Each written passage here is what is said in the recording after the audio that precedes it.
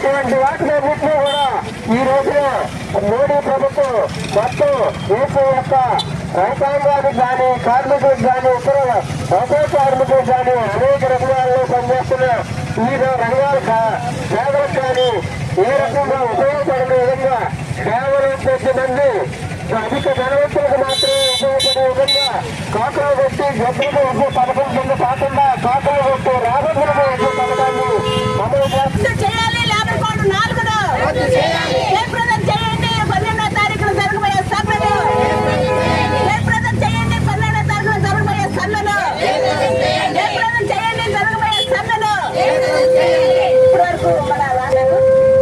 ఆయనకి మనందరి తరఫున ధన్యవాదాలు చెప్పుకుంటున్నాం. ఇప్పుడు వెంగళ గారు 2 సందేశాలు.